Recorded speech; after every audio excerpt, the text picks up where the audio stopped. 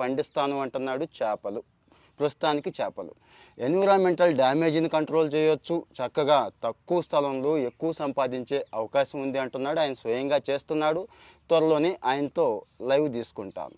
ఆయన ఏం చేస్తున్నాడు అంటే రివర్స్ కల్చర్ చేస్తున్నాడండి. అంటే ఫ్రెష్ వాటర్ని చక్కగా పెద్ద పెద్ద అల్యూమినియం తొట్టెల్లాంటివి చేయించేసుకొని అందులో వాటర్ పంపించి ఆక్సిజన్ ఇస్తూ పైపెచ్చు సేంద్రియ పద్ధతి అంటున్నాం కదండి. వాళ్ళందరికీ ఆర్గానిక్కే కావాలి కదా, చేపలు కూడా చాలా భయపడుతున్నాం.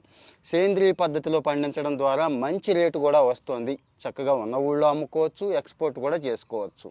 ఈ విష్ణువర్ధన్ అనే కుర్రవాడి స్టోరీ త్వరలోనే నేను మీకు లైవ్లో ఇస్తాను. ఆయనే స్వయంగా అన్ని విషయాలు మాట్లాడతాడు. సో మరి ఎక్కడికో పోయి 10-25 గుమస్తా ఉద్యోగాలు చేయలేను నేను, ఇంటికి వెళ్ళిపోయి నాకున్న కొద్ది స్థలంలో బ్రహ్మాండంగా ఏదైనా చేసుకొని బతుకుతాను, ఉన్న ఊళ్ళోనూ అమ్మా నాన్న దగ్గర ఉంటాననే వాళ్ళకి బాగుంటుంది. కామెంట్లో చెప్పండి.